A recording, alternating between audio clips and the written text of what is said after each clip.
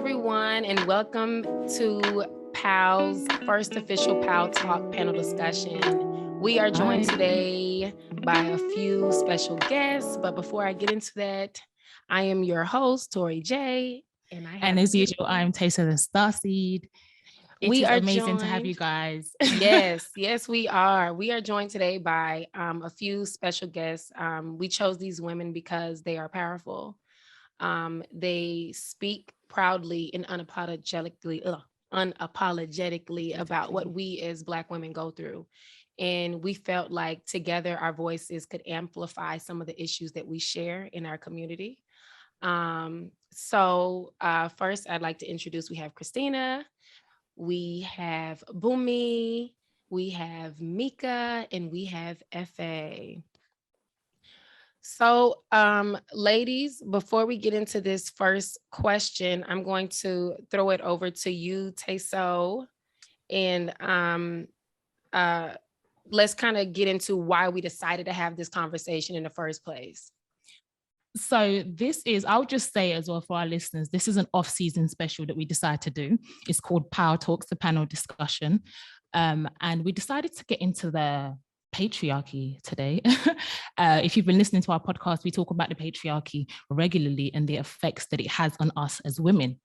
And especially just our autonomy and our freedom and our quality of lives, so we thought it was important that we all shine a voice on this.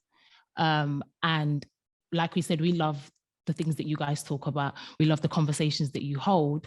And we thought that your voices would add depth to the conversations that we already naturally have. And one of the main things that we hear in society with regards to the patriarchy is that men should lead. We hear this all the time. Men should be the leaders. They've been saying it for decades, centuries now. And one of the latest trends on TikTok and social media is that you have these men with podcasts and platforms calling themselves high value men or alpha males. And their main arguments is that men should be leaders because men are better leaders, and that women need to be led and submissive to them. So my question to you ladies is, are men actual better leaders? And should they lead in relationship and society? Now, I'm going to throw this first question. All of you will have a chance to speak, but I'm going to throw this to FA because I know FA has a few videos about this. So FA, talk to us. So the question again is what? Should men... Do you think that men are better leaders, and should they be leading in relationships and society in general?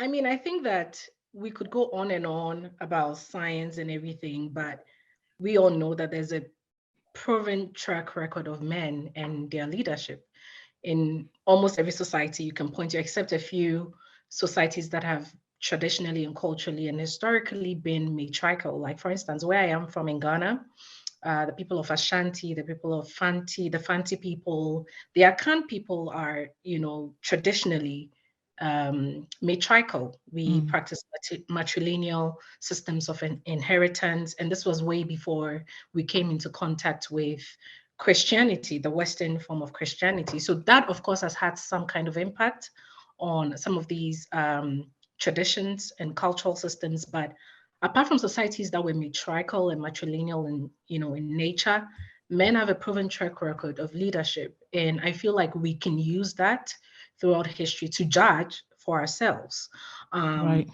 On the one hand, we see that, the way society conditions and socializes men already sets them up for failure in terms of leadership. When it comes to leadership, Absolutely. I mean, they may survive and they may have a upper hand when it comes to certain things, but when it comes to leadership, based on the way, let's forget about science, let's forget about nature. The way boys and men have been raised, socially conditioned, it already sets them up for failure because, number one, we suppress their emotions. So a lot of men are not emotionally intelligent. Because of that, they also do not have empathy. How can you lead without having empathy, right? So we suppress our emotions. And everything they know about is, this false sense of superiority, right? It's a false sense. And that's why part of the built up anger in most of these men that we are seeing, these alpha males, it's coming to the realization that, oh no, they've been fooled. Men are not actually better than women. Men are not actually superior. We grew up in a culture, for instance, in Ghana, where if you wanted to motivate a young boy in school, like in primary school or in elementary school, it's like, don't let the girls beat you, or, don't let the girls do better than you.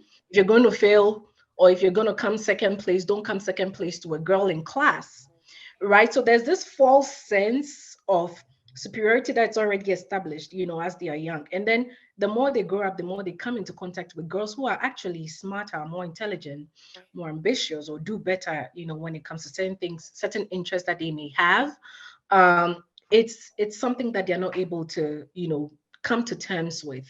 So already the way we are conditioning them, the way we are teaching them about themselves, to view themselves, the way we teach boys to view women, the way we teach boys to think about leadership is problematic. And that sets most men up for failure when it comes to leadership. So based on, first of all, men's own proven track record in history when it comes to leadership, I mean, all the senseless wars we fought in this world, which woman in their right senses, if it's not following, the precedent that men have already set in power, which female leader ever thinks war is the best answer to solve anything? Which woman? Any woman you find,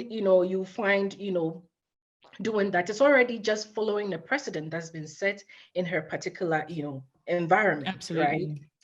Right? So we talk about all the senseless wars. We talk about all the, leadership is about servitude. So when you talk about men just liking the privileged part of leadership, where they get access to certain things, where they get, the privileges that come with being a leader, apart from that, we don't see them serving. In fact, the idea of servitude is so insulting to most men, right? The reason so many men still continue in 2022 argue about this whole cooking and cleaning and whatever is because it's an area that's been, dominated by women, or has been traditionally, mastered by women. The reason they feel insulted is because they look down upon women. They don't respect women. They don't think women are as important as they are. And so because this particular area is dominated by women, then me, a man, going into or doing these particular tasks is like, reducing, my sense of power, or it's emasculating, right? So the way they view people that they are supposedly supposed to lead, it's even problematic. I am a teacher. If I view my students as less, if I view my students as inherently stupid, if I view my students as inherently inferior, there's no way I could lead and teach them to be anything better. The way, if you're a leader and you view, your subordinates or people you're supposedly supposed to lead as inferior, there's no way you can put their needs above your own and make sure that everybody is being, treated properly, or, you're building systems that are actually solving problems. Right? So again, just to round it all up, based on men's own track record in history, and also based on the way we socialize and condition and raise boys, I do not think that men are fitted to lead in anything. I'm sorry. Agree with you.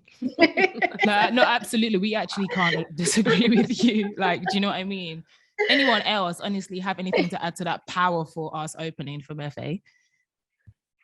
Honestly, whenever they talk about men are like, oh, we need to lead. My question that comes to my head is always like, what are you guys leading in? Like, what are you actually leading? Because even with the setup, women are still like thriving.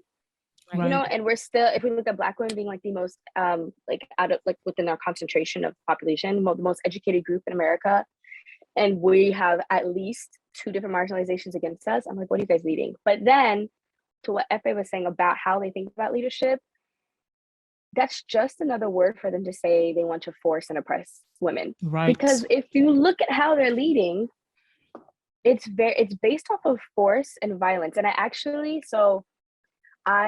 in grad school right now for international relations, and there was a class we did. One of my classes was gender, war, and militarization, and we compared the construct of gender to how they do war, and the comparisons between militarized masculinity and like regular toxic masculinity and how they coincide. And when you look at it, the type of masculinity needed to be in the military to be in war it's like directly related to the masculinity that's in the homes and masculinity we deal with like individually. And it's about force, it's about asserting oneself, it's about taking power away from other people. And that's why you'll see like sometimes even like women in the military, they have to show that type of masculinity, they have to show that type of force and that type of aggression.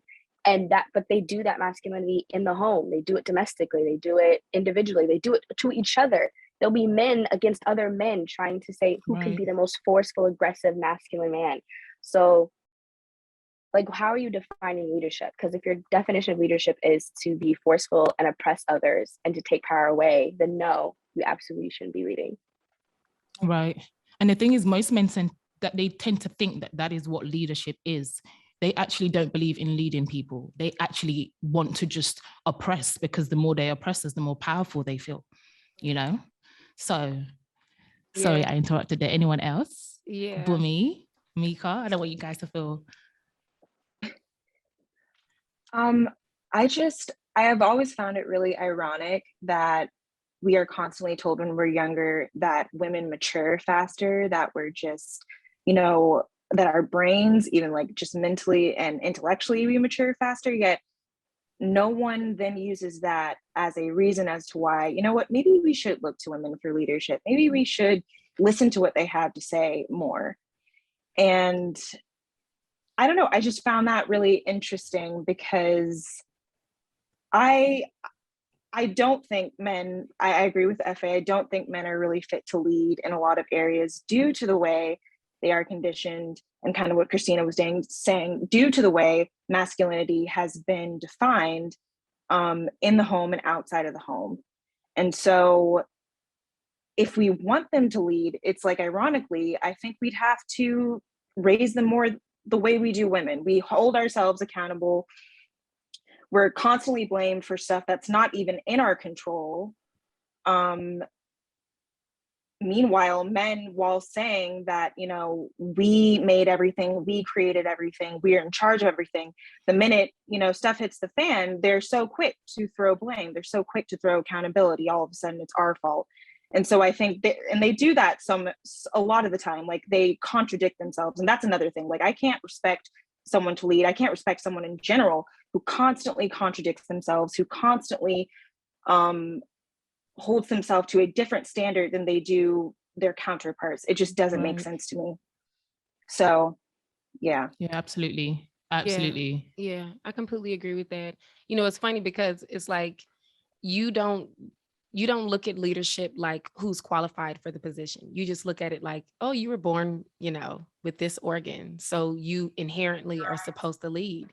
And it's so backwards because I hear men say all the time, women are so emotional, that's why they shouldn't lead. Y'all so emotional. And it's like, men are extremely emotional.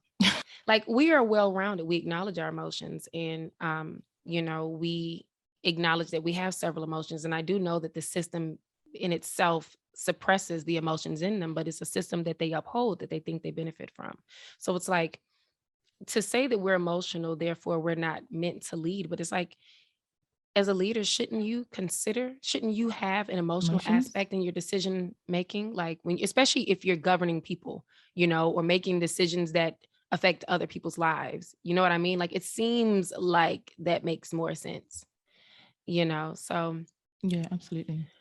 I don't know. And I also think that maybe to be able to answer this question properly, we need to really have like a definition of leadership. We all need to know what leadership is. We need to understand what leadership is, because I don't even think that men themselves know what leadership is, what qualities a leader should possess. A lot of men do not have good examples of leaders in their lives. We can't point to our politicians, our government, our leaders in government, especially if you come from Africa, right? If you know the history of leadership after colonialism, a lot of men today do not have a good example of who a leader is. You talk about greed, you talk about it, they do not have, they have the only form of leadership they know is, getting into leadership and really enriching yourself and abusing your power, being able to do whatever the heck you want because you have the power. That's the only form of leadership that they witness.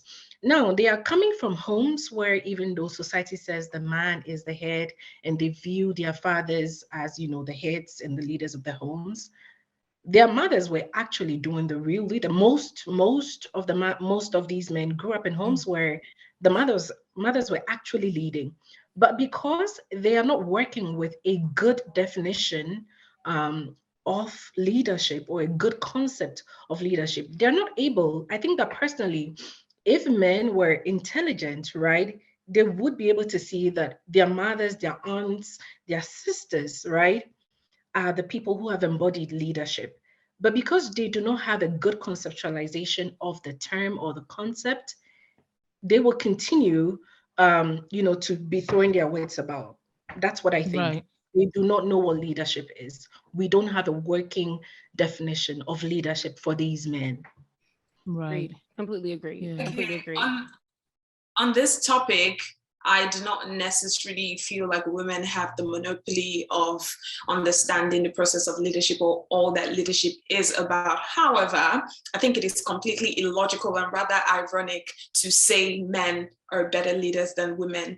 Because every time this conversation comes up and you ask this alpha males, high quality men, or whatever they seem to call themselves these days, there is never a basis. There is never a reasonable basis. Mm-hmm. There's no scientific backing. There's no logical conversation that comes from this topic. There's nothing that says, oh, a man is a better leader and the woman should sit back. So I would never for anything agree that a man is a better leader than a woman. It's not working. I mean, take a look. The world is evidence enough. Look at the world. I'll talk about my part of the world.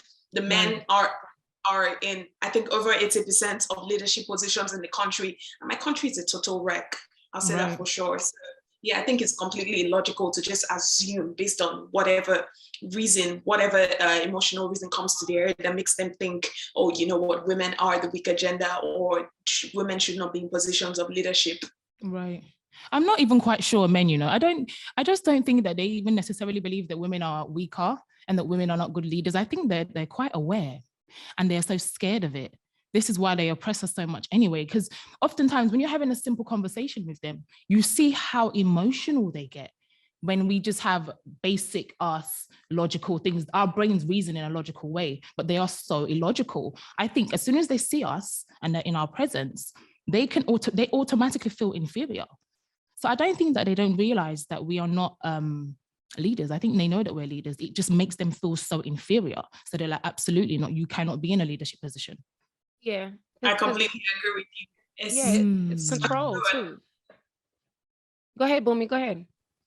Okay, like Tessa was saying, immediately you bring up conversations like this where you're saying, you know what, I think women should be in more leadership positions, women are equal. There's this defensiveness that comes through that only screams control. It's like at that point, they start to threaten you with being single. No man would want you, especially in this part of the world I can speak for. They'll tell you, no man would ever want a woman like you. Nobody's going to marry you. You're going to be 35 and single and blah, blah, blah. And it's like, okay. There's the defensiveness that comes through that just lets you know it's an ego thing. It's an ego tussle. They're scared of letting go of that power that has been given to them it's unmerited, to be honest. Right. So there's no backing. I agree with that. Matter of fact, I'm glad that you said that, Bùnmi, because what I was literally going to say is that it's all about control for them. So it's like people that are privileged, when you have privilege in the idea of someone else having just a pinch rights in any form, feels like you now lose. You lose in every way. So there's this need to constantly conquer and control. And we see that even in having autonomy over ourselves. And we see that in the way that men like to control our bodies and how we dress and define the narrative, or just keep this narrative out there on what defines our worth as women, especially when it's things like physical things, like what they view as acceptable or wife material or ladylike, even making decisions about the things that we do with our bodies. You know what I mean? Men control and govern all of the laws really that control how we exist in this world. So I'd actually like to throw this to you, Mika. I lost my pencil. I'd like to throw this to you. When I think about autonomy and I think about us just being able to have that kind of independence over ourselves, one thing that is not spoken about enough, and I've heard you talk about it a few times, is reproductive coercion. And we know how men love to feel like they're so entitled to our bodies. So I'd like to ask you, how do you feel about the way that men, how do you feel about the way that men control our bodies in regards to reproductive coercion and the problem that we have with that? So reproductive coercion, or also known as reproductive abuse, I think that the main reason it's not, widely discussed and is because, sorry, I'm trying to get my train of thought. It's because we don't really discuss pregnancy and pregnancy symptoms and childbirth widely. It's not something that's talked about too much in classrooms. It's not talked about in health class. We just get the basics of, the mechanics, and then we move on with our lives. And something that has constantly been taught to us when we were growing up is that, women are constantly trying to trap men with babies. They want to keep them there. They think it'll, make them more attached to them. They think it'll make them stay. And I always found that word trap very interesting, because are they trapped? They usually are able to leave pretty much, and it's widely accepted by everyone else. They're able to leave, they're able to go, they just have to make a monthly payment, and sometimes that's not even required of them. And so the person who I really feel is trapped in that situation is the woman. They're the ones who are practically stoned in society if they leave. They're the ones who catch the most flack. They are the ones who are responsible for the everyday care and really a majority of the financial care of that child. And so when you look at it, it's like, I think a while ago, men finally realized, okay, if I want to control this woman and I want to do it for a pretty long period of time, what can I do? I can't just depend on, my leadership skills. I can't just depend on the fact that I'm a man, because that hasn't been working. So what can I do? And they figured it out. Babies. Like she won't have time to take care of herself. She won't have time to focus on her dreams. She won't have as much time to do what she needs to do in order to feel like an autonomous human being. She's too busy taking care of this child that I am not carrying my weight when it comes to taking care of. And so I think they figured this out. And I've seen it, in everyday life. I've seen it online. It happens so much more often, I feel, with women when it comes to trapping them with children. Yeah, they do. And I just, I don't know. I want women to not be too hard on themselves when it comes to, they had a kid, maybe it didn't go the way they wanted it to. I just want us to pay attention more to red flags, things that we can kind of look out for when it comes to looking for a potential partner to have children with. And also, more importantly, why we want to have kids, because we haven't only been conditioned by men, we've also been conditioned by society. Why are there baby dolls in the children's aisle of the girls section and there are none in the boys? Why are there cooking sets? It's like we're being told and conditioned through these tiny little messages that we don't at the time think are important, but then turn out that it is important. I've seen so many women who are like, you know, I really thought this was the thing for me, but I remember wanting to do this with my life, or I remember wanting to do that. And they just felt like it was inevitable that they were going to become a parent. Whereas for boys, it's framed as more of a choice. Like maybe they can do that, or maybe, you know, they're a bachelor and it doesn't, you know, dox their value or dismiss them as a productive human being in society. They can just kind of do whatever they want.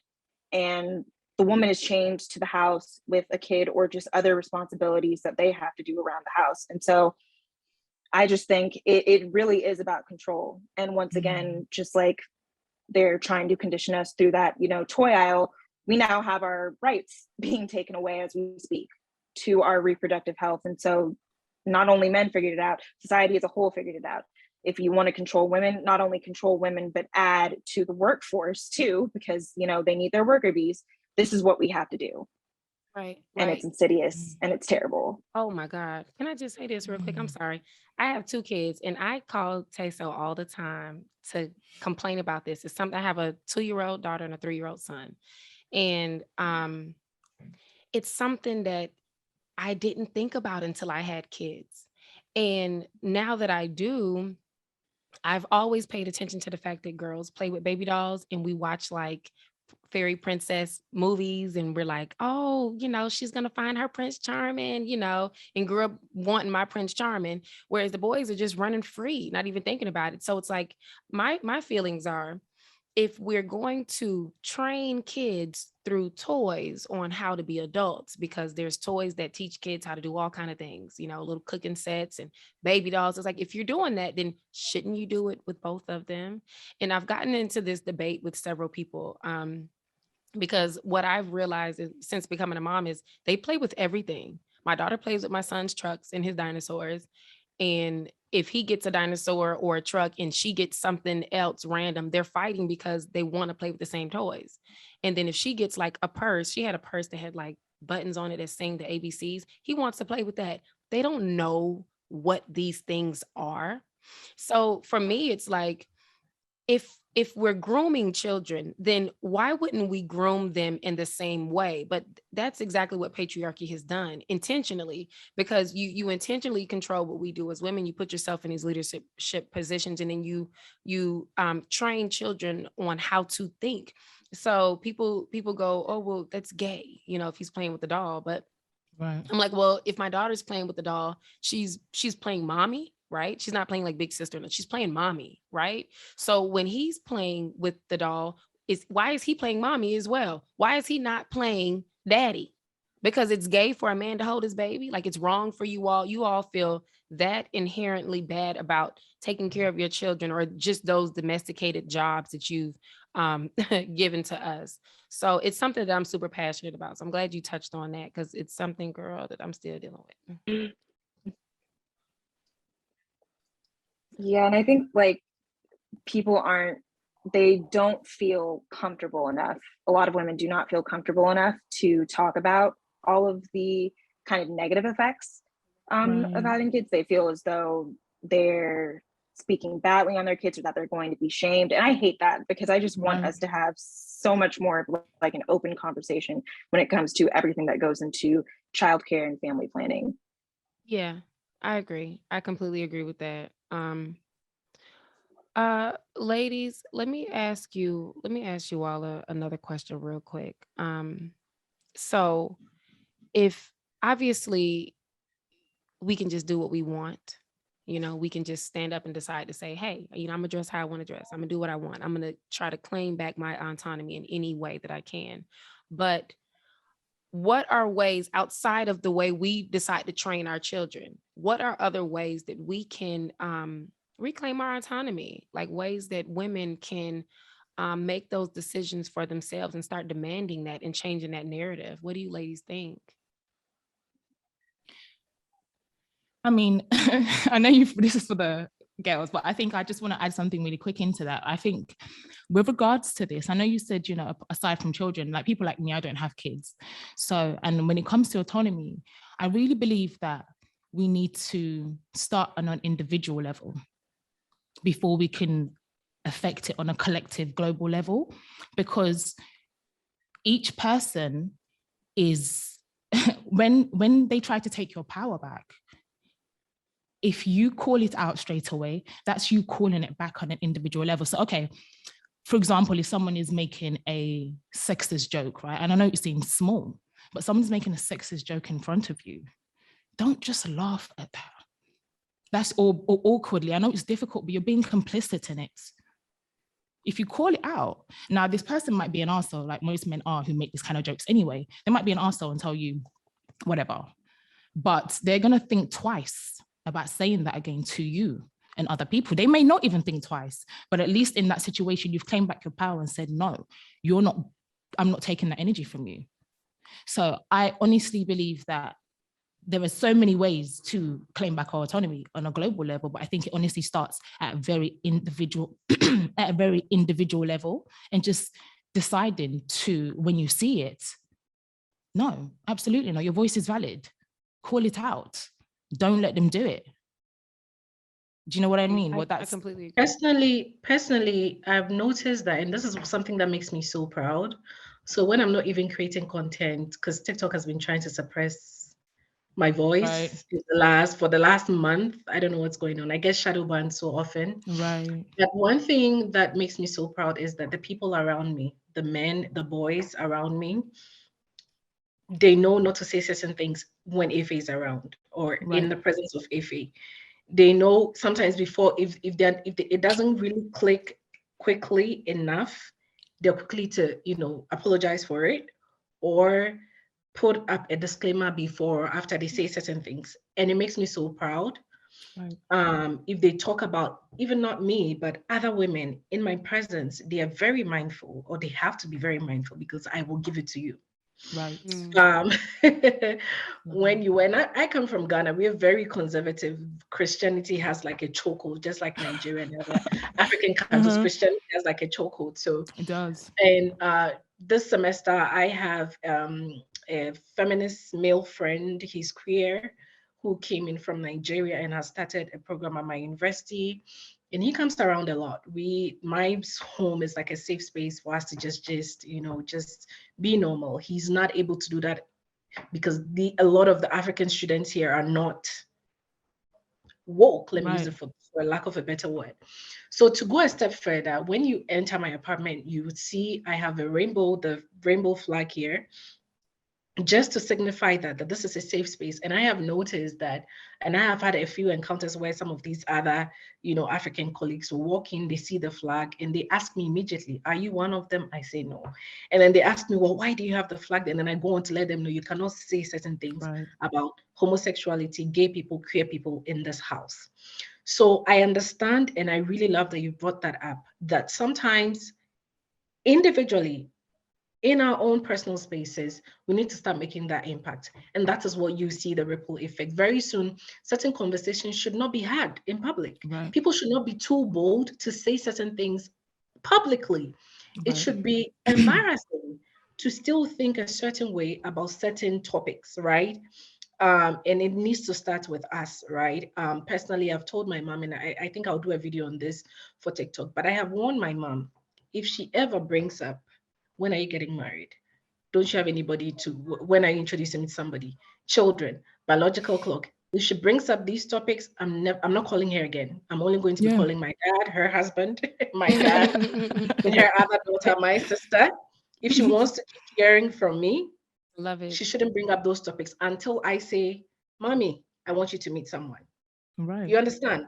And we have to be firm about it, because I feel like we have a lot of jokes about African aunties and African mothers and their obsession with marriage and when are you getting married, but we can't leave it at jokes. So for me, I have told her, I said, I want a mom who is proud of me regardless.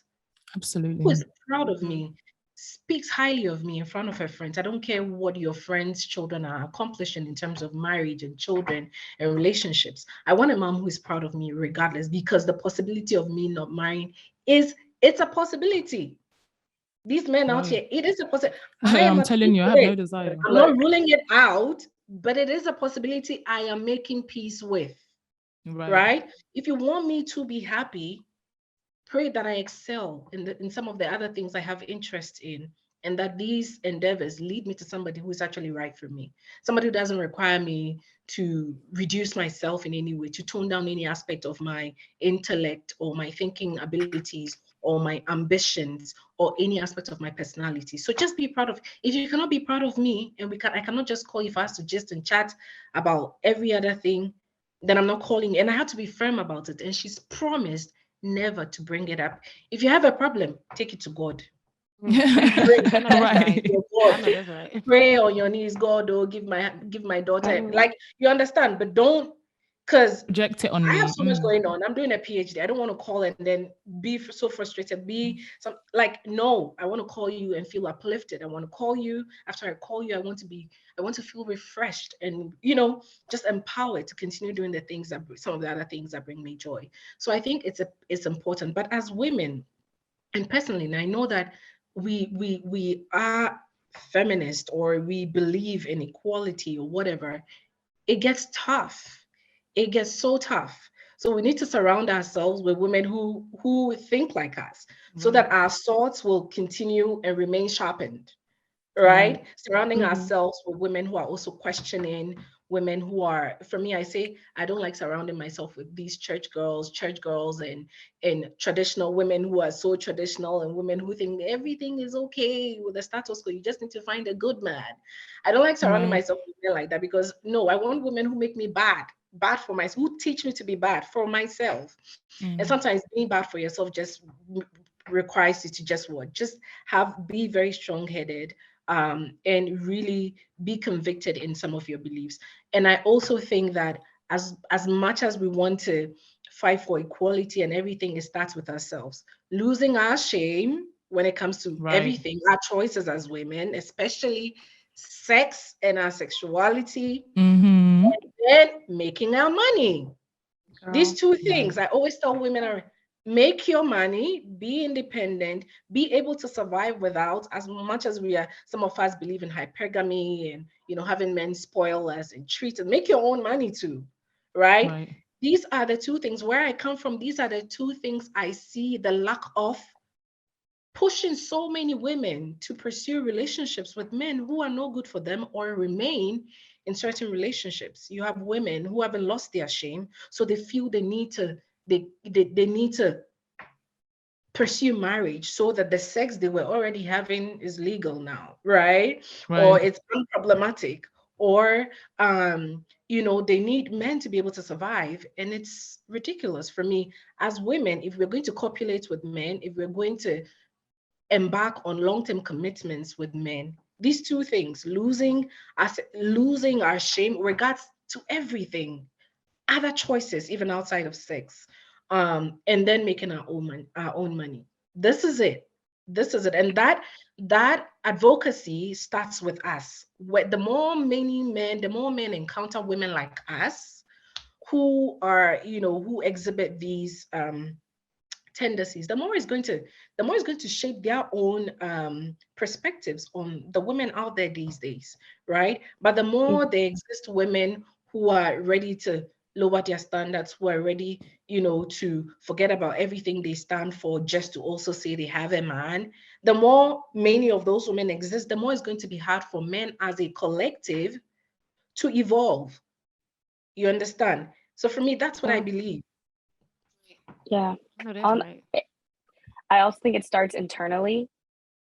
Like, you have to, I've been thinking a lot recently about like internalized misogyny. And you can't be afraid to be called, for lack of a better word, a bitch, because you are. You're going to be called all types of names, and the things that these men come up with to call you, you're like, I didn't even know that was like a slur. I didn't even know that was a slur. But like, you can't be afraid to be called these names. You're going to be called a man-hater, a misandrist, a bitch, a hoe. Like, you're going to be called everything under the sun because you're going against the status quo. And honestly, because we've all been indoctrinated, it's going to hurt. And you're going to question, like, am I? Like, I'm going to lose everything that women are told that makes you a woman. You're not going to get a man. You're not going to have a relationship. You're not going to be seen as palatable. And especially as a Black woman, you're going to be seen as aggressive. Just us being emotional as Black women, you're seen as aggressive. So looking at like your internalized misogyny and unpacking it takes a lot of work inside, and to like not oppress yourself in a way, not gaslight yourself into being like, oh, I shouldn't say something right now, or I don't want them to see me as an aggressive, like man-hating, bitter woman. They're going to see that regardless. And so don't silence your voice, you know, just because that might happen. Right. Right. You know what? I'm glad that you brought that up, because that's actually the next question. Next question. We're going to ask about internalized misogyny. Yeah. And what was really powerful that you said, F.A., when you mentioned basically checking the men around you, but the fact that you're able to have that conversation with your mom, I thought was powerful. Boundaries. Because patriarchy, obviously, any system that wants to control, or anybody that wants to conquer, that you have to divide to conquer, right? So when I think about patriarchy, all of these little things play a role in the bigger picture to make it work the way that it does. And as women, with that internalized misogyny, it comes out in so many ways: our relationships with each other, how we compare each other, the way we receive compliments to put down somebody else, whether that's from a man or each other, and even the relationships that we have with our mothers and other women in our lives.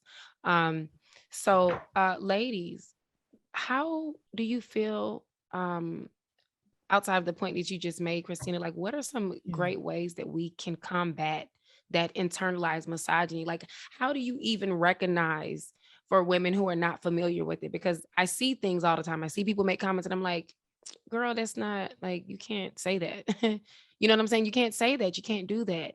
And you don't realize that you're participating in this system.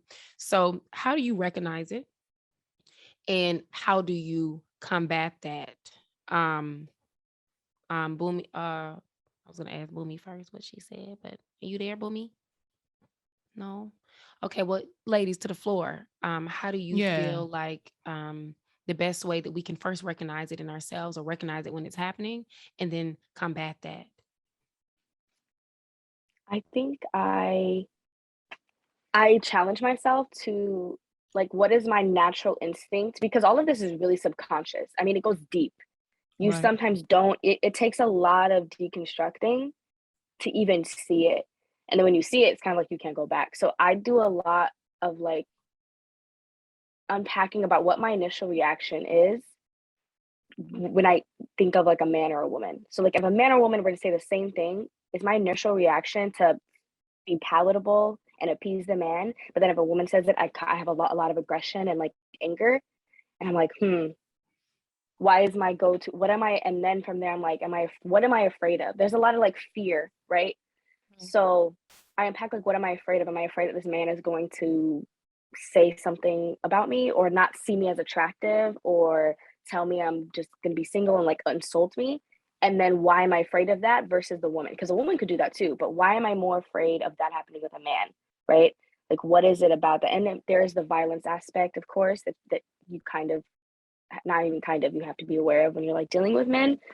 But I think about that. And then I think about if there's a situation with like a man and a woman, does your blame automatically go to the woman, or figuring out how could the woman have stopped it? Right. Well, you know, that's how men are. Like, are you quick to correct the woman? Are you quick to correct yourself? Even when it's things that are happening to you, like victimizing yourself in a situation, whether it's sexual violence or harassment, are you quick to victimize yourself and feel that shame?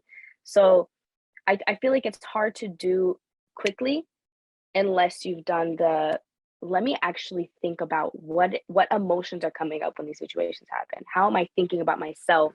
How am I thinking about my mom, my friends, when I see these situations play out? And that's what's helped me, just a lot of deep diving. I agree with I completely agree with what you said. And I think all of this comes from a place of self-awareness, which I think sometimes people might be lacking. the thing about internalized misogyny is it is so difficult to recognize when you are doing it if you're not an individual that is self-aware. So I think as women, as feminists, we need to consistently challenge our self-awareness, consistently evaluate our behaviors and the reason why we act or think the way we do. Like she was saying, if we continuously see that we are blaming other people, blaming other women or blaming ourselves for things we probably would not, blame the man for, there is an issue. So we should practice self-awareness. What are you acting like today? What is the reason you're acting the way you're acting? What is the thought process behind this behavior or this blaming or this accusation towards women? So yeah, self-awareness is key. Absolutely. I agree. I also think that there's so much, of course, we can do internally, but no matter where you are, no matter what you think you know about this agenda, continue to read. read, learn. And like the people, I'm so like when you started this chat and I saw these women, I'm like, because I feel so, I'm in awe to be in the presence of such women, because this is who these are women I'm learning from. When I haven't even created in 2 weeks, I'm always on TikTok and I'm consuming from, your pages. So no matter how much you think I'm doing a PhD. I've always been involved in some kind of gender studies, but I still learn so much from a lot of the women I follow on for example, on TikTok, Twitter, and on YouTube. Some channels I'm subscribed to, and I still learn. I still have books I'm learning from. I still have books I'm reading, because sometimes you may have observed certain things. Bùnmi, the self-awareness you talk about, right?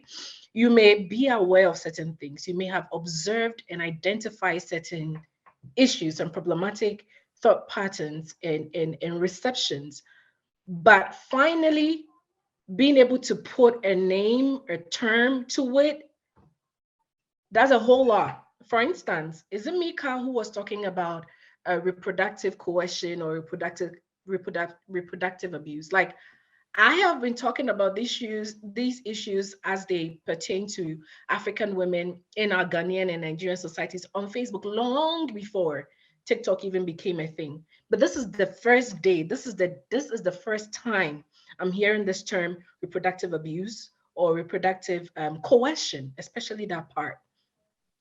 So even finding, discovering a term or a name to put towards certain things that you're even discovering and observing goes a long way, because now you can pin it somewhere and continue and then begin to really properly deconstruct it, so that you can also be able to, talk to other people about it, talk to the women around you.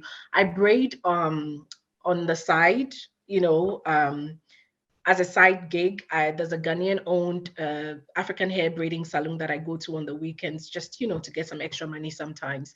And I'm surrounded by most of the braiders are from different parts of the continent. Liberia, we have braiders from Liberia, braiders from Nigeria, Ghana, Cameroon, and it's just right now that I've been able to put a name to this.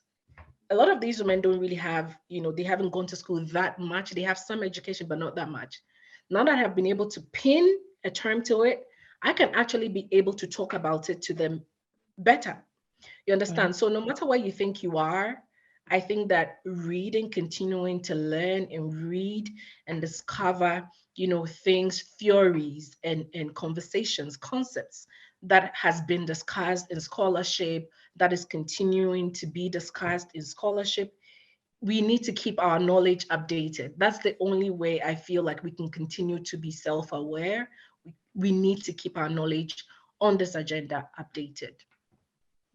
I completely agree with you. And I think that's the reason why we should also keep the conversation going. We need to keep conversations going like this in our sister circles, with women in our communities, people who might not have as much knowledge, as much information on these things. There's sometimes Tesso posts things on a story, and then we go back and forth and we just try to, fill ourselves out. We have conversations about these things. And then I learn as well. And I'm thinking, okay, you know what?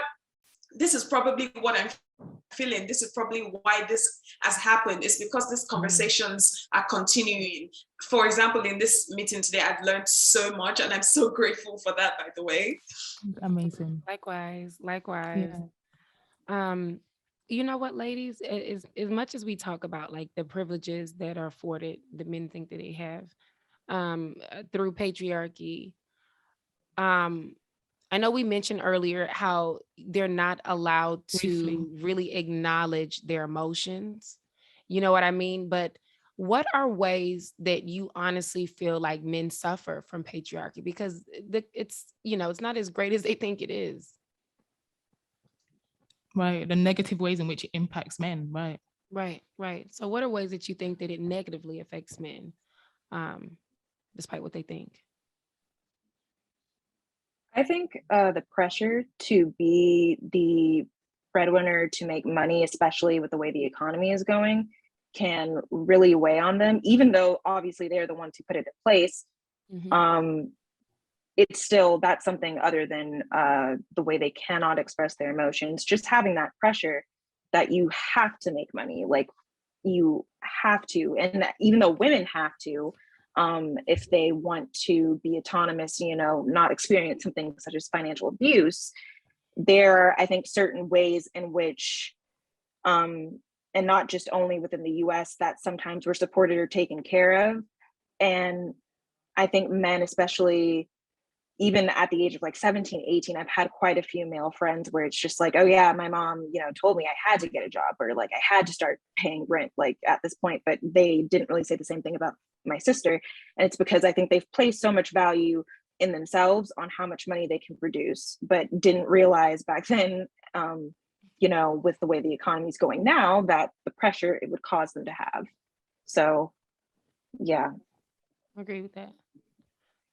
Actually, when we have conversations like this, I can't deny that my heart completely goes out to a lot of men who have, made themselves aware of the imbalance in society today, who have made themselves knowledgeable about the issues that affect women in society. And men like that, unfortunately, still have to suffer some of the consequences of the patriarchy, of the actions of other men. So that's definitely a problem. Okay, I lost my train of thoughts there. Yeah, but yeah, that's about it. I'm really empathetic towards those section of men though. Yeah. And I think to add, sorry, go ahead, Christina, you go ahead. Okay. I was gonna add on to that. I think toxic masculinity is one of like the worst. There's a lot of bad systems, but toxic masculinity, if we like dismantled that, I feel like it would trickle down into a lot of different ones, like systems of marginalization. Right. That and the homophobia within that, these men are so, can you imagine being so trapped in your emotions that you're afraid of expressing anything because someone's going to say that you're gay, or someone's going to say that you're a woman or you're feminine? Like they analyze every single type of reaction they have. And I've noticed with like cishet men specifically, when they start talking about like womanist issues and feminism and patriarchy, they get backlash from men, right? And that's jarring to them. And I mean, as a woman, you're kind of like, yeah, welcome to the club. Like that happened. Like that's exactly what what we've been dealing with, right? But for them, they're like, oh my gosh, men are saying all this to me. Oh my gosh, men are saying this. And I'm like, yeah, they're like, you're seeing the actual enemy. Like the enemy is this toxic masculine standard that you're forcing each other to uphold and perpetuate. And then you'll see when you as a man, part of your privilege, it gets taken away because you're no longer seen as a man in society standards. So men will start to attack you. Men will start to call you names. Men will start to be aggressive towards you. You're in a better position to combat that, right? Physically and maybe even emotionally, mentally than a woman, but you still are going to get it. And that sucks, like for lack of better words, because now you're questioning what your manhood is. And I've seen it, like it's scary, at least what it looks like it's scary for them. And some men feel like I just have to go back because I don't know who I am without these toxic masculine standards. But it's so important to try to break out of that. I think that sorry. Should I go ahead? Yeah, go Yes. ahead. Okay. I'm sure that even moving away from the way it limits men's forms of expression and stuff like that, I have come across men who, because of toxic masculinity and the way they will be viewed and the way they view themselves, will not seriously seek certain forms of healing and just lifestyle changes that is going to Yeah. impact their health and improve their Absolutely. health. I knew a guy, I was once talking to this guy who was a workaholic. He was the typical African poster immigrant, working three jobs at a time. They were all physically draining. That's all he did: work, work, work, work, work. And it was his birthday, and I kept thinking of, I wanted to do something nice for him for his birthday. And I used to have this monthly massage sessions I would go to. And I booked a massage for him for his birthday. He said he wouldn't go. I said, why? Because he said, first of all, he's not comfortable with, he said, who's going to massage him? Like, what's the gender of the person who's going to massage him? And I said, it depends on you. You could opt, when you go to the place, you could opt for either male or female, depends on what you're comfortable with. He said, first of all, he's not comfortable with another man seeing his full body naked and touching him in that kind of Wow. way. He wouldn't also let a woman do it because, like, that's it. Like, he wouldn't be able to not think sexual thought. Like, it was just so ridiculous. And this is a guy who works, he puts so much strain on his, like, hip, waist and hip, because he sits a lot. Like, you could literally die of stroke. He doesn't exercise, he doesn't eat properly, he just sometimes forgets. He works so hard, he forgets to eat. So you have somebody who is not taking care of his diet, he's not dieting properly. Who doesn't, it's not like you walk, you have like this walking exercises you do every now and then, maybe in the morning, in the evening. You don't have a balanced life. This guy would not go get a massage because of toxic masculinity. So he would literally die than to let Wow. another man touch his body or see his body, or let a woman that he's not sexually attracted to, a woman who he doesn't want to think about sexually, to see and touch his body. It goes so long. You have men who cannot use lip balm, or in a certain Yeah. way, if it comes in a certain way, they will not use it because they feel gay when they Yeah. use it. You have facial care. Mm-hmm. You have certain grooming habits, like moisturizing and lotioning your body. You have certain men that if it goes past a certain limit, it's like, come on, are you gay? Right? When they see a Literally. fellow man who has like a complete routine, moisturizes his body, that it goes. So it's even it's in the little things. When I was growing up, my sister had a boyfriend who, if they went to the market or they went to town to go shop, if they went shopping and she wanted to try something on, and she wanted him to hold her purse for her, he wouldn't do it, because a man holding a purse, like, men walking around are going to think I am gay. So because of that, you won't be able to do certain petty nice things for your woman, because of what other men are going to. You get what I mean? So a Mm-hmm. lot of men, I feel like, they don't even realize how toxic masculinity is robbing them of so much of some of the little pleasures in life. I had a boyfriend when I was in college that when we were kissing on the bed and we rolled over and I wanted to come on top, he saw that as a threat to his power, to his Mm. masculine. Can you believe it? To his masculinity. Crazy. You have a woman on top of Crazy. you, and you're You, worried about you, what other men are I am not. thinking. And you Please. guys, you should know where I'm coming from. Of Like, you have course. no idea the extent to which toxic masculinity operates in some of these, other places. Like, if you coming on top of him felt like a threat to him. So this is Mm. definitely going to be a guy. He's married now. I feel so sorry for his wife if he hasn't changed. So this is a guy Right. that even in the bedroom, even in intimacy, you won't be able to have certain things and experiences with him because of how internalized, his toxic masculinity is. And I Mm. feel like when I surround myself with men, for me, that's what I intend doing. That's what I'm able to do. It's letting them see how, tiny, it's not even in the big things, tiny things. You won't be able to cook You don't see, you feel emasculated when you go into the kitchen. So the woman you love, you're going to watch the woman you love come back from a full-time job and still go stand in the kitchen when you've been at home all day, working from home. You have a flexible schedule, you have a flexible time. You're going to watch the woman you love get off a 8-hour shift, 9-hour shift, come back home and still go cook you fresh meals from scratch. You don't see that in the long term, even if you are with a woman who is very traditional and she loves to do these things for you, you don't see that in the long term, she's going to start resenting you for that.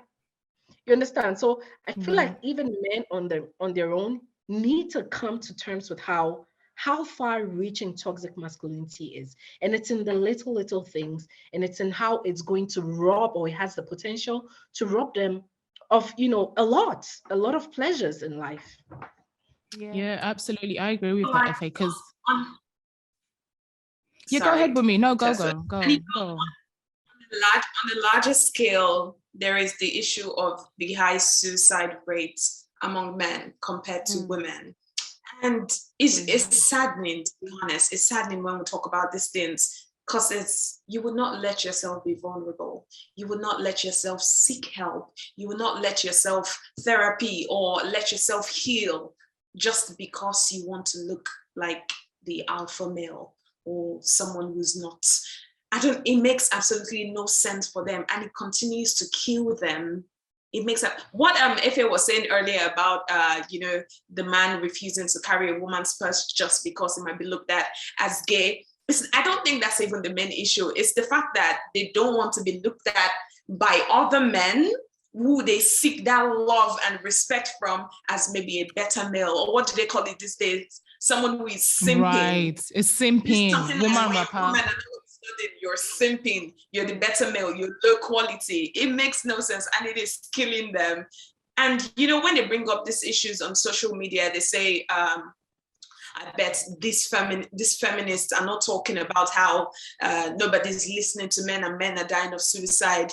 These feminists are not talking about male-centered matters. They will only say, this happens to women. They're always complaining about this. And in my head, I'm thinking, if this is killing you so much, why are you not bringing it up? Why is it only when feminists bring up these issues, you're suddenly like, well, men too? It seems very disingenuous. Gaslighting. Exactly. Yeah. Oh, I'm sorry, girl. I'm sorry. I'm going to throw that in there. It's just gaslighting. It's so gaslighting. It's funny because I never used to consider the ways in which men are affected by this system, because obviously they uphold the system.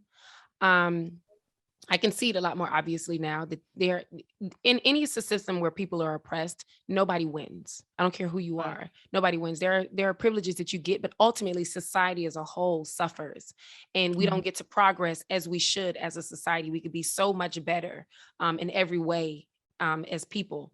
But I can't stress it enough. Like I'm somebody who always wanted a girl. I always wanted a girl. And I had my son first, and I did not, if we're going to be real vulnerable, I wasn't super excited. I was like, oh man, I wanted a girl, but then I quickly changed that. And I was like, well, obviously God wanted me to have him. And since having him, I've had these moments constantly where I'm like, I know I'm capable because God chose, because God put me in this position, but I feel like I can't lie to y'all. Sometimes I feel worried, or just when I look at the pressure that men put on each other, when I look at what the world tells them that it's okay to be, and how it comes in every way all around you. Like I don't want to say I feel intimidated, because I do feel like I'm going to do as best as I can to make him be the complete opposite of what the world tells him he's supposed to be. But it's so many different outside forces. It's like every time I turn around, it's something small, very small. And I'm like, no, you know what I mean? And I'm like, sometimes I feel like, I know I can do it, but sometimes I feel like, dang, can I do it? And I didn't notice it as much until I had him. I'm a girl who wanted a girl. You know what I mean? I know what I've been through. been abused. A lot of us as women have been abused in so many different ways. And so I knew what I could give a girl. But watching him, I'm like, how do I stop this? You know what I mean? Y'all don't benefit from that. And stop telling my son he can't cry because he's a boy. Yeah, he can cry. His feelings are hurt. He's crying. It's okay. I remember I had a good friend of mine tell me my son is super affectionate. He loves to hug and kiss. And, I haven't learned how to teach them that you can't do that with everybody. So he's super affectionate with everybody. My friend came over. She had her son, and he goes to hug him. He goes to kiss him. I'm like, no, baby, don't kiss him. Don't give him a kiss. He's not listening to me. He's giving him a hug and a kiss. And we got into this conversation, and she was like, do you ever get afraid that people would see him as soft or too sweet or gay or something? I said, the way, when I think about most of the men that are in my life and most of the men that the women around me have dealt with, not a lot of them haven't been great men. A lot of them have been real trifling, if we're going to be honest. So they all have been raised the same way. They're not really affectionate. They real hard. So if me raising him in this way makes him seem soft, then to me, that's something different. And obviously what's been happening hasn't been working. So I'm okay with trying something different. And I don't feel like it makes you soft to show affection to somebody that you care about, or to just show love and embrace somebody because you're a boy. Because if it was my daughter doing it, it'd be okay. But because it's him, it's immediately like, oh, he's looked at as soft. Well, maybe I need to make sure that he can whip somebody's ass then. He can give you a hug, but then if you try him, he can still whip your ass. It doesn't mean that you're soft. It has nothing to do with the other.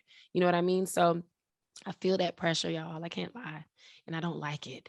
And I can, my son makes me humanize the experience, because for a long time I started to just feel these very strong emotions towards men because of my own trauma and because of the women around me's trauma. But my son makes me go, God dang, man, like, how do I don't know. Y'all can't do this to him. Don't turn him into one of those monsters. It's not what he will be.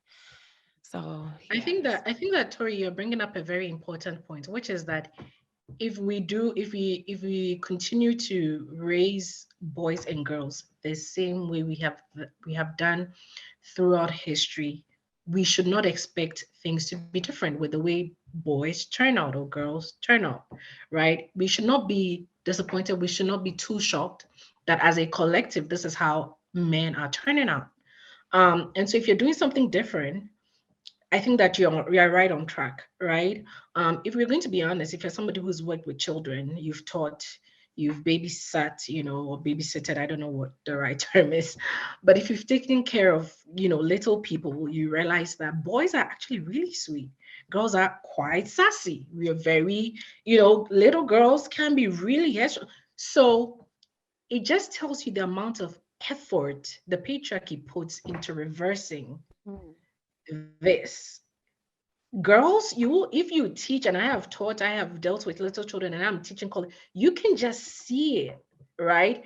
But it just goes to tell you the amount of effort, subtle effort, deliberate, non-deliberate efforts that society puts into reversing this. Little boys are actually really sweet. What we do is we kill their sweetness by telling them they need to be macho all the time.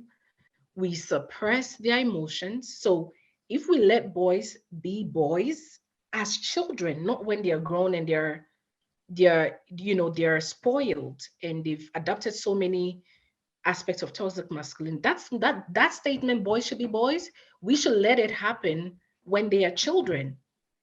Let boys be boys when they are babies. Let them be normal children. Let them cry. Let them hug their friends. Let them say they miss their friends. Let them show affection. Let them learn from their female counterparts, because the girls, according to science, even mature, right? Let them look up to little girls as some form of inspiration, and then let's see what the result is. And I can tell you, on a collective level, is going to be amazing, because I am aware of men who've been raised that way, men who don't feel emasculated by things that society says would emasculate them, men who are proud of their domestic abilities, right? Cooking, cleaning, they take pride in how they take care of the environment, how they protect the women in their lives. I lived in Bali for 3 months, and in that culture, it is the men who cook. And I have realized that in a society where men especially for these things that are dominated traditionally by women in other cultures, in societies where it's the reverse, and there's a few places like that, you realize that the men actually protect what these alpha males are going on by. We are supposed to protect. Those societies, the men actually protect. If you get lost and you see a Balinese man, like a traditional Balinese man, it's probably one of the safest, experiences you would have from a man. They cook, they are proud of their cooking abilities, they take care of their women, they want their women to remain pretty and well rested. The difference in the society, and I'm not saying patriarchy exists everywhere, I'm not saying in that society is perfect, right? And there's nothing wrong with the society, but I'm telling you there's a difference between a society that its men embraced their feminine, energies, or feminine, um things that are dominated by femininity or feminine bodies. There's a difference. So if you're doing something that everyone around you is saying no, it's going to turn him gay or it's going to make him too soft, I think that you're on the right path, because we cannot continue to raise boys the same ways and expect that they evolve and mature into something else than what's already there. Right. That's powerful. Seems like we need to have this conversation next time in Bali, because I like a cooking man. But you know what, ladies? The last thing I really wanted to get into was the structure of patriarchy itself. It is a construct of white supremacy. We know that, right? So, with it being a construct of white supremacy, Christina, I'm going to throw this one to you first. But how do you feel like we can eliminate this when white supremacy still exists so very clearly globally? You know what I mean? Like, how do we dismantle one? What do we do? Where do we start?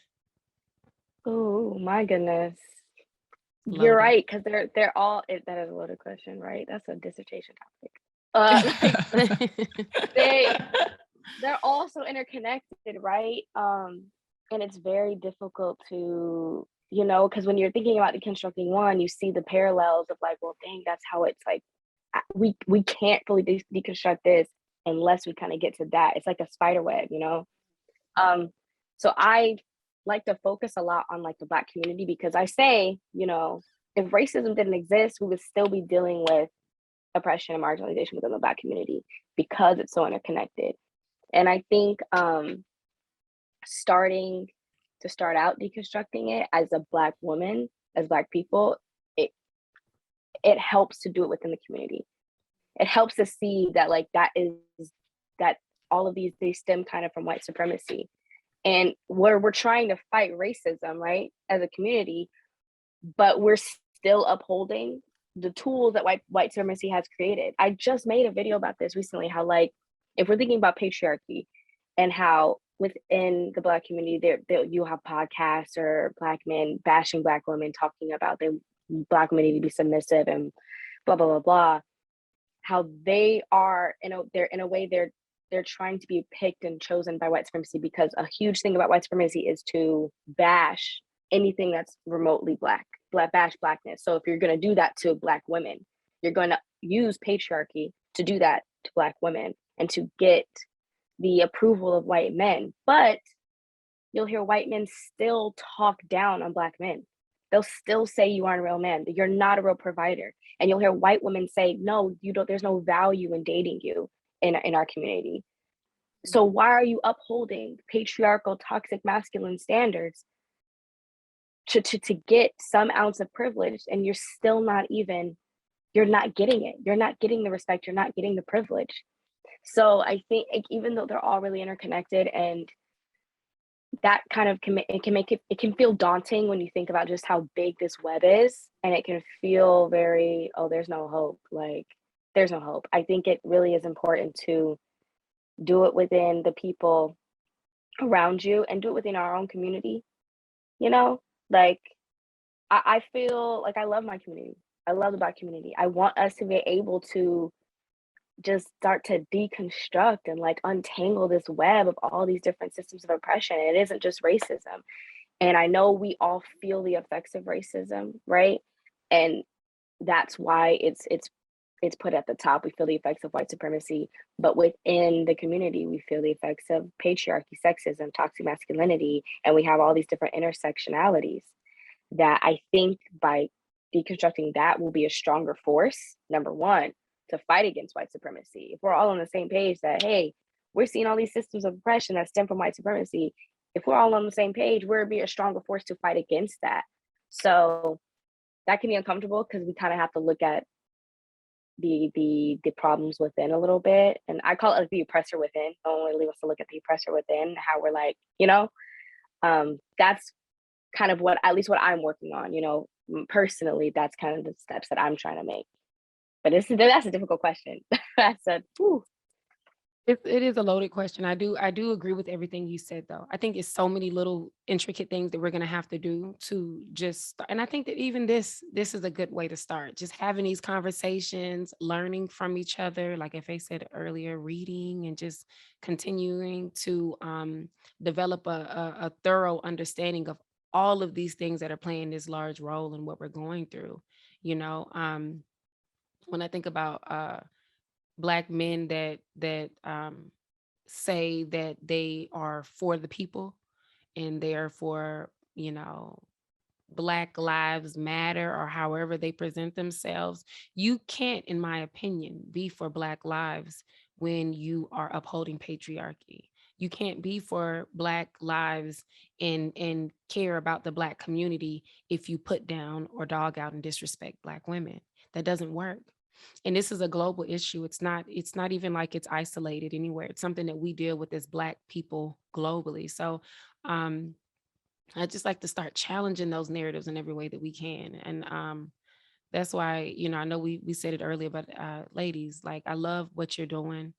Everything that you all are doing is so powerful, and all of it contributes to the growth, and it changes the narrative. It wakes people up. There are people that have never heard some of these things, and they hear one of you speak and they go, wow, like, I didn't know, maybe that is why I feel this way, or that is what I've been going through, and we've all grown up with this idea of what life is supposed to look like for us as women, what we're supposed to aspire to, being someone's sexy servant for the rest of our lives and maid, but when you get past that, like you said earlier, once you wake up, you can't go back to sleep. You see it, and you see it constantly. So I really love what you're doing, ladies. And I really encourage you to be strong. I know it's not easy. It's challenging. You're going to get attacked constantly in every way, but we are as women, literally the trailblazers. We are, those runaway slaves, and we are those Amazon warriors. We are those women that are fighting and standing up for the problem, because what will happen is once women are rightfully restored, once the world is rightfully restored and women are rightfully put in the positions that they need to be in, and we have this sort of unity, as a whole, globally, everything will be so much easier. The world will run so much smoother, and we'll see that Black women were supposed to rule from the beginning. We'll see that finally. No, that's right. Yeah.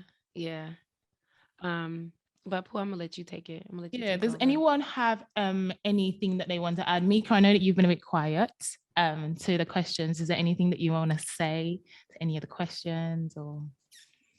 Well, just that last question, patriarchy kind of stemming from white supremacy. It is very true, and I think a lot of men in our community, Black men, they wanted that same power, but unfortunately are starting at a completely different line than white men are, sorry. And so I remember making a video way back when, where I was basically talking about how Black men and white women, according to one of my communications textbooks, they have similar, approaches in regard to problem solving, just in all contexts of like whatever that problem might be. And so I was, of course, like attacked. I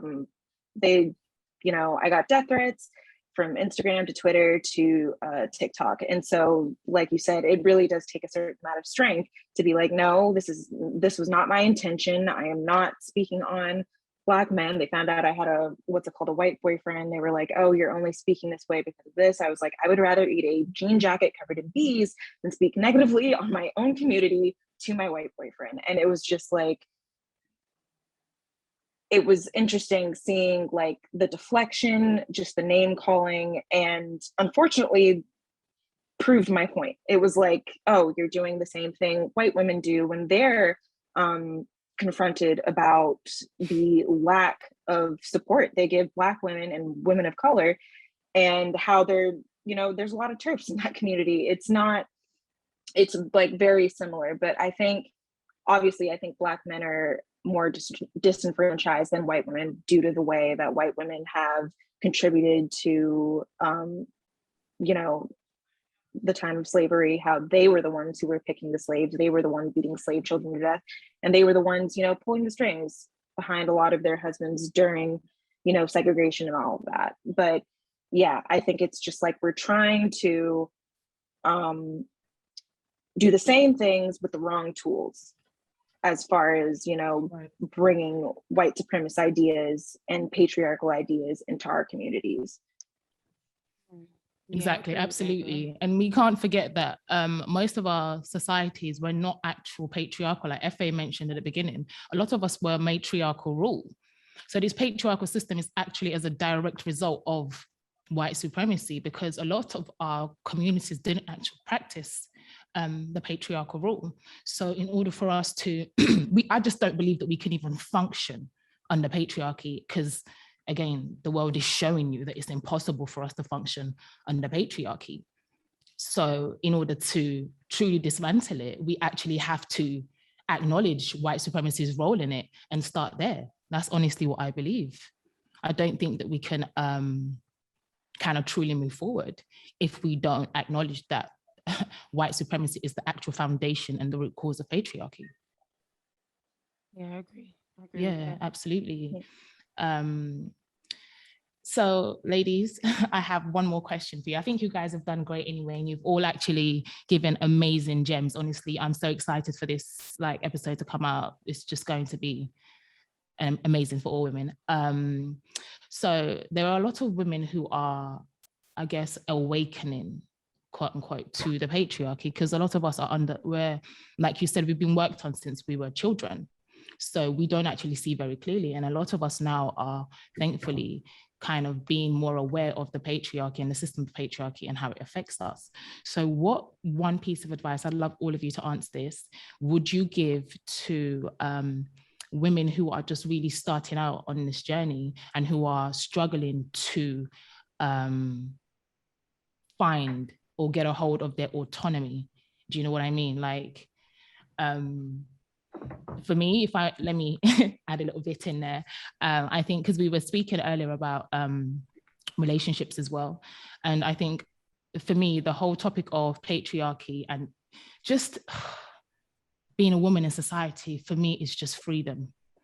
Autonomy is huge for me. And I think that, and there are so many different constructs. We talked about wanting to get married and wanting to have babies and wanting to have a boyfriend and wanting to couple up with a man even, and wanting to couple up, period.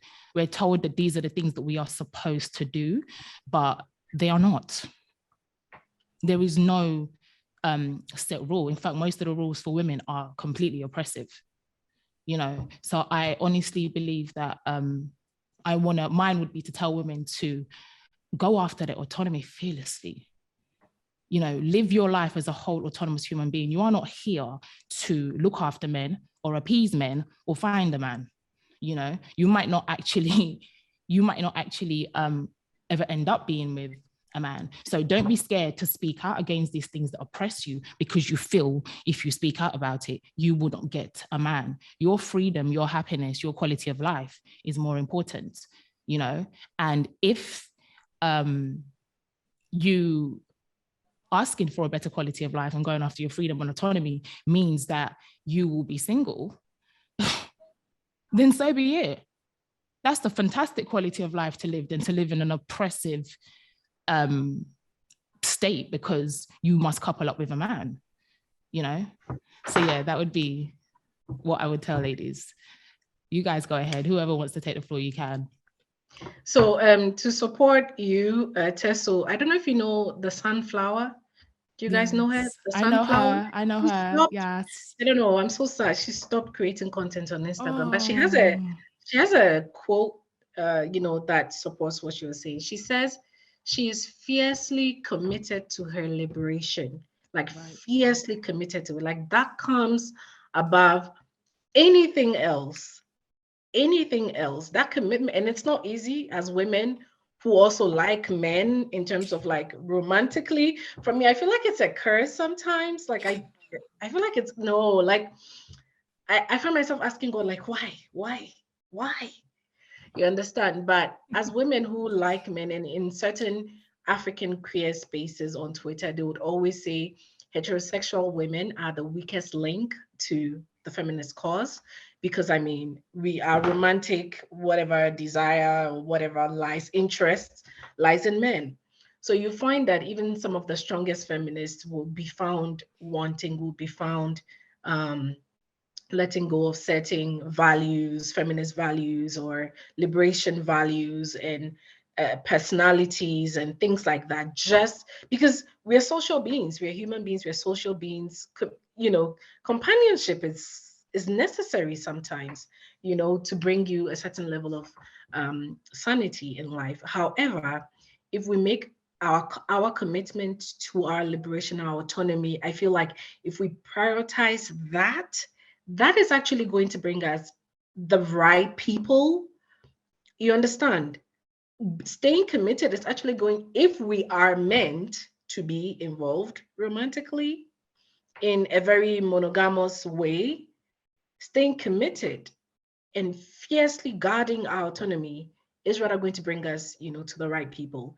The minute, and I realize that the minute we lose our guard a little bit, you will, yes, it's going to bring certain people your way, it's going to bring you in contact with certain people, but they are not the people that are going to make living in your truth easily.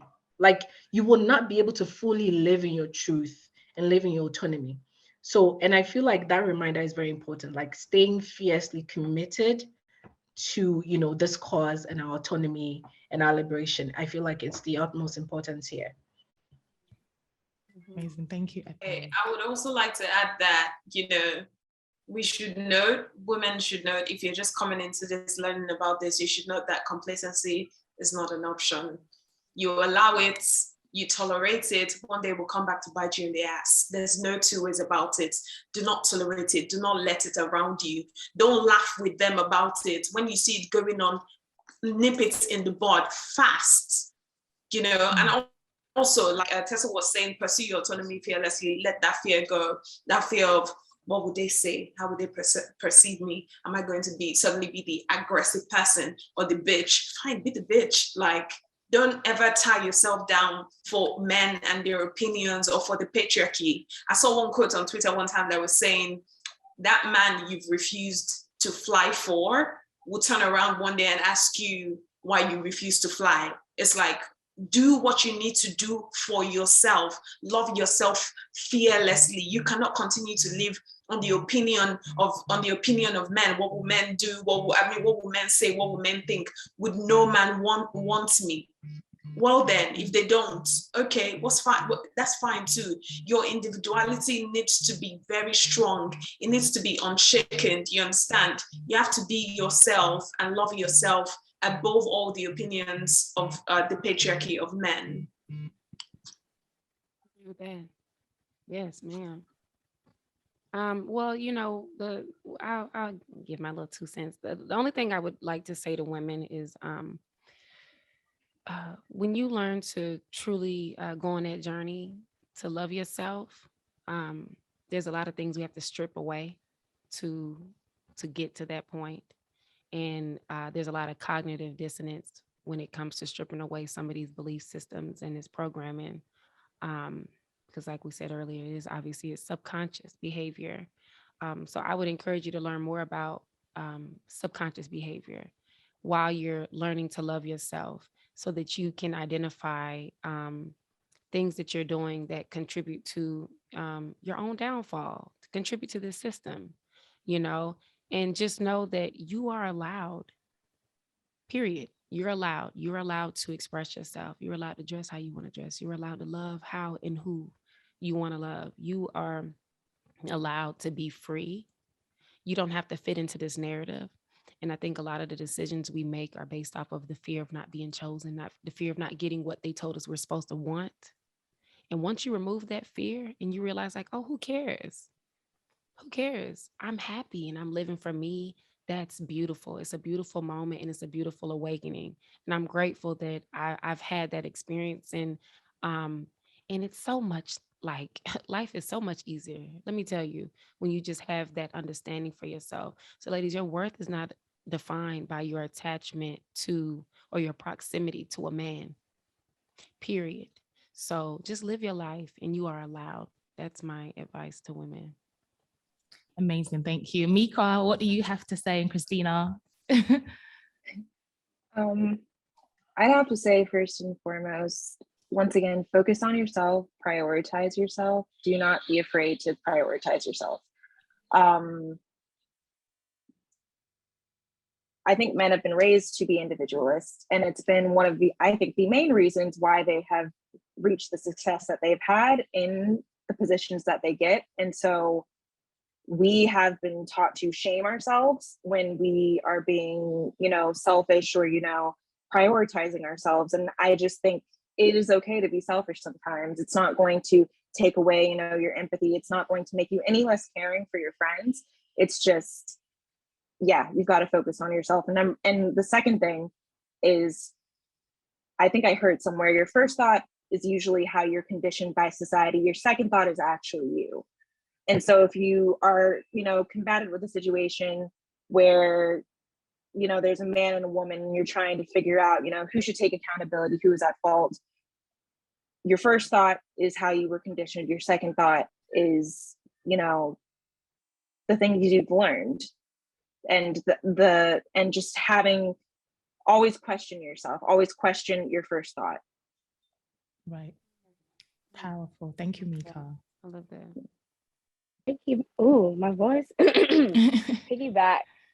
First, I agree with everything y'all said, like literally everything.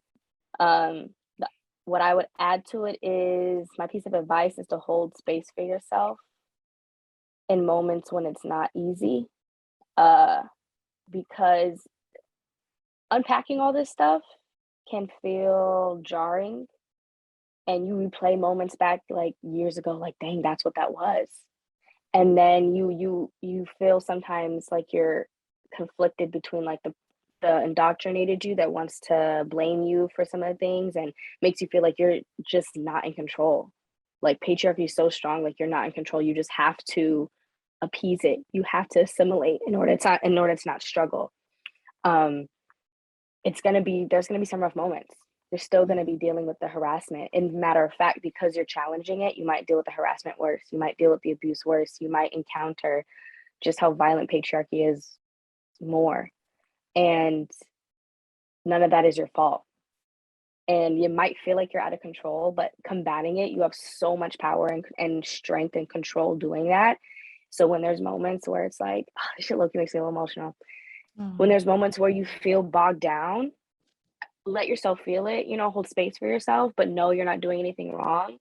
And you're becoming even more powerful and divine by countering and fighting against something that is built to break you down. So that's my piece of advice. Yes, ladies. Thank you, Christina. That was amazing. I was getting emotional listening to you. It's been such an amazing discussion. Thank you so much for all of you for joining us. I met Bùnmi. Hi, Bùnmi. A few months back, actually, at Lagos Poetry Festival. She's actually a poet and a spoken word artist, and she is amazing. She performed a poem, and it blew me away. And I was like, wow, I had to go up to her and say, girl, I loved your poem. I hate the patriarchy too. So I think it would be nice for us to kind of end this conversation with her poem. So Bùnmi, I don't know if you're ready, ladies. Okay. My grandmother says, degrees don't make a woman, A true woman mixes spices to perfection, kneels to serve her husband, and ignores the bite of her toddler while it suckles on her sore nipples. She says, darling, the things you must learn aren't written in those books. They lay at your mother's feet under the heat of the kitchen stove. A young man on Twitter feels the need to prove his innocence under a thread about my experiences. He starts off his declaration with not all men. And it kills me that I'm somehow expected to validate his rage while explaining mine calmly. My girlfriend and I go to a group dinner. Our friend starts off a conversation about the latest additions to the LGBTQIA+ community. He shuffles around the topic with indifference, like he has the right to tell us who to be. You see, I'm not mad at that. But then he turns towards me. He winks, licks his lower lip, says, I'm up for a threesome when you both realize what's missing, as if to remind us that our bodies are nothing but pleasure tools and really what forms the only basis of his tolerance for our sexuality. From the home to the streets, a woman's body is nothing but the subject of a thesis in mind control. So when you hear a poem like this and it does nothing but prey upon your ego, pokes at it till it rises like a beast, only for you to question my pain with empty religious fallacies and brittled cultural norms that you have refused to let evolve, you'd hear me say, go fuck yourself. Because my intentions were never to soothe your insecurities. And every second I spend pandering to your purposeful ignorance is another second a young girl is being taught she needs to dress a certain way to protect herself from uncles who have no business in her pants anyways. Another week, rape victims are plastered across the news and people feign concern for a minute or two. Another season, the world pretends our cries are nothing but empty noises and tells us to tone it down. So yes, I am angry. I wake up livid. I breathe disgust. I write a poem about how much I hate the patriarchy, then I go to bed. I sleep in fear of the horror that is about to befall a woman right next door or somewhere across the world. Then I rinse and repeat. I rinse and repeat. That made me want to go fight. I just have to give you your clicks, girl, because you did that like amazing. That's how I felt when I listened the first time. Yeah. Where can we find this poem? Where can we find it? It's going to be on my album that's coming out next month in honor of the broken. I'll share that with everyone, of course, when it comes out. But there's a video. There's a video on it. I'll just tell Tessa on YouTube, right? Yes, okay. Yeah. Okay. We'll add that as well for everybody listening. We'll add everybody's social media platforms and obviously also Bùnmi's YouTube, so you can check out everybody. That would be amazing. So yeah, thank you so much, ladies, for joining us. Honestly, it's been amazing. Thank you for making that time to hold space with us. I know some of you it's quite early for you. Bùnmi, it's quite late over here. I think it's about nearly 11 o'clock now. So yeah, I wanted to say thank you so much. Continue to use your voices to just amplify. We love you. There's space, like this community is what continues to help us to move forward. Yes, like we've all said, it gets very difficult at times fighting this battle, dealing with the constant abuse from all parties, but it's a battle that we have to partake in order to just make sure that we can try and improve our quality of life and improve it for the future generations, you know. So thank you again, ladies, for joining us. Lovely to meet you, Mika, Christina. I know. Videos. I saw these faces. I was like, what? Thank you so much, ladies. This has been powerful. Unfortunately, we lost Bùnmi, but it's fine. Yeah, we did. Is Bùnmi in Nigeria? She's in Nigeria right now with me. Yes, yeah, she is. Okay. Yes. Okay. So this is amazing, ladies. Thank you so much. It has been beautiful. So we're just going to go into it again. This is our usual closing. Thank you for listening to POW Talks, our first ever panel discussions, guys. Follow us on social media at the Pow Podcast, Twitter and Instagram. Of course, we will put, like I mentioned before, we'll put everybody's social media handles and platforms on the comment box. Thank you for joining us. It's been an amazing episode, and we'll see you when we get back on season.